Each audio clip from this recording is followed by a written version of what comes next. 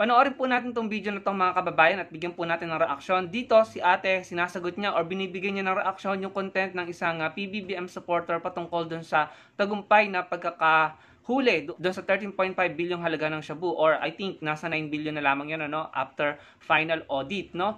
Dito masaya po yung PBBM supporter, tapos sinagot naman nito, I think DDS po siya. Ano, may mga sinabi siya diyan na gusto ko pong bigyan ng reaksyon. Eto na po. Mga ka-BBM, ibang klase talaga ang ating mahal na presidente. Mga ka-BBM, ibang-iba talaga si BBM. Iba talaga yung diskarte niya. Ay nako, ang diskarte niya, ewan ko lang kung kanino, saan niya nakuha yan. Kabunakan. Sino ba namang tanga na magdi-deliver ng kontrabando at idinaan sa checkpoint, di ba? At nag-iisang driver lang yung may dala-dala. Tapos yung pulis, kuno nakahuli, hindi nga makapag-explain ng maayos kung siya talaga yung nakahuli, di ba? Hindi makapagsalita. Alata namang set up yun eh. At bonak lang yung mapapaniwala niya katulad ng mga bonak ding mga BBM supporters, di ba? Eh wala namang tangang ganun eh. Tapos naka-transparent pa talaga yung kontrabando.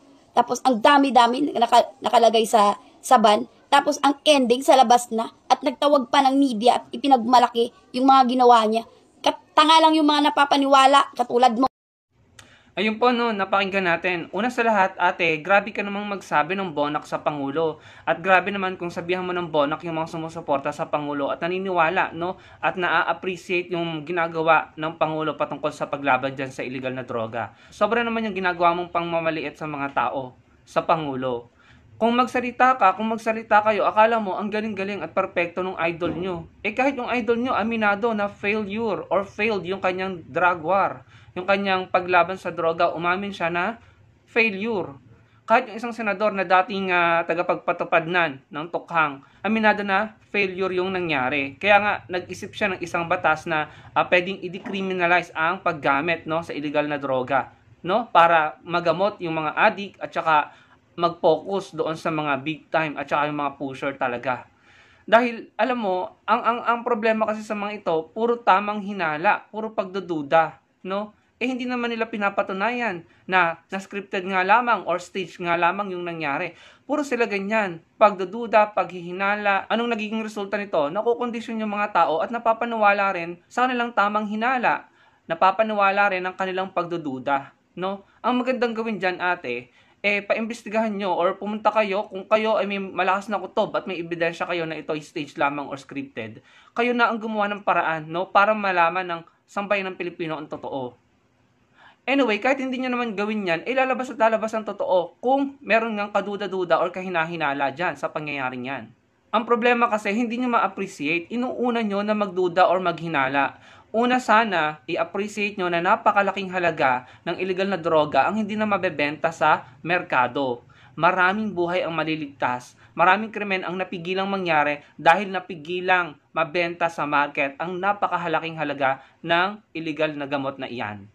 Hindi ba dapat ma-appreciate muna natin yon? Kaso ang una yung ginagawa is pagdududa. Bakit ba kayo nagkakaganyan? Dahil ba hindi kayo sanay sa mga nangyayari na mga big time ang nahuhuli, na nagpo-focus sa mga big time, no? Na nagpo-focus sa mga tiwaling polis.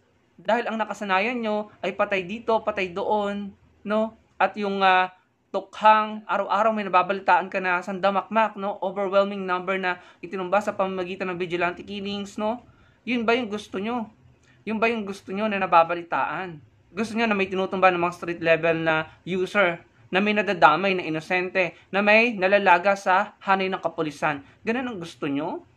Kaya hindi nyo na-appreciate yung mga ganitong balita, na bagkos na intayin nyo muna lumabas ang totoo, kung ano-ano ng pagdududa ang kinakalat nyo sa social media, kung ano-ano ng tamang hinala ang ginagawa nyo. Karapatan nyo magsalita, pero bago sana kayo magsalita ng ganyan, ano, dahil may freedom of expression kayo, sana intayin nyo muna matapos lahat ang investigasyon, no? Bago kayo gumawa ng konklusyon, para wala tayong namamain condition o napapaniwala sa mga dudang mababaw ang basihan at mga dudang later on hindi naman mapapatunayan. Patunayan nyo muna sana, no? Bago kayo magsabi ng bonak, bago nyo laitin yung mga tao. Kasi kung ganyan kayo, kayo yung mapapahiya. Kung lagi kayong tamang hinala at pagdududa, tapos never nyo namang mapapatunayan or never namang napatunayan yung mga pagdududa nyo, yung mga sinasabi nyo, sino pong mapapahiya o sinong napahiya? Hindi po ba? Ayaw nyo ba ng mga ganitong balita, te? Sabi dito sa balita, claimant of 218 million shabu shipment nab in Naiya. Ayan, big time yan. Big time yung nahuli. Ito pa, 74 police sa 990 kilo shabu ops sasalang sa investigasyon.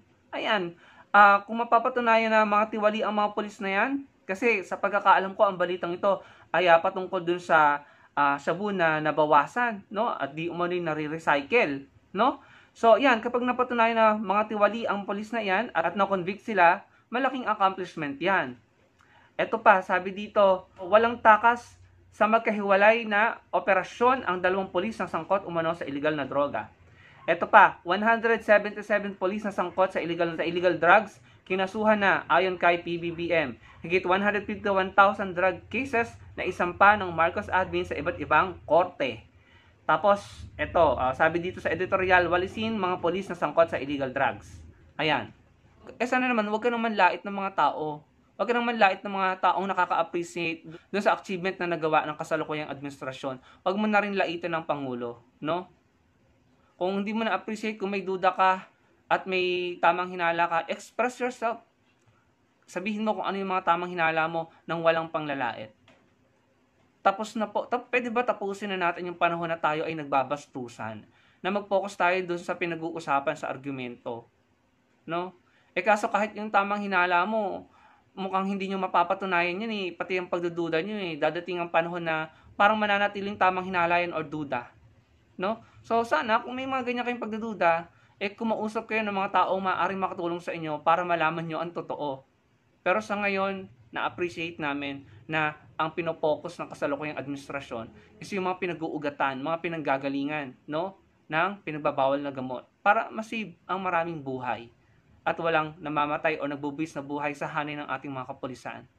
Yung nililinis, yung hanay ng kapulisan natin dahil mismo sa kanilang hanay ay may mga tiwali na involved dyan, no? Kasi nga, ulitin ko na naman, kahit pa ulit-ulit kayong magtumba ng mga tao araw-araw, kung may mga tiwali sa hanay ng kapulisan na nagre-recycle, nasangkot sa dealings ng mga ganyang illegal na gamot, at mga protector na mga big time na D-Lord, wala. Hindi po matatapos ang problema dyan. Kaya nga may umamin na failure daw yung ginawa nila. Dahil kahit sila mismo, sabi nila, part ng government, part ng police, no, ay mga sangkot din. No? So, tapos na yung diskarte nyo eh. Ibang diskarte na to. At may matino namang resulta. May maganda namang resulta. Hintayin na lang natin, ano? Huwag namang masyadong manlait. Stick to expressing yourself.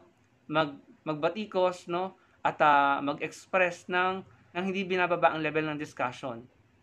Yun lamang mga kababayan. Maraming pong salamat sa panonood, no? Kasi kung hindi po tayo mag-express ng ating reaksyon sa kanilang ginagawa, no? Sa kanilang mga sinasabi, baka po yung kanilang narrative ang mamayagpag sa social media or sa publiko. Kaya tayo po ay nagbibigay din ng ating reaksyon sa mga sinasabi nila.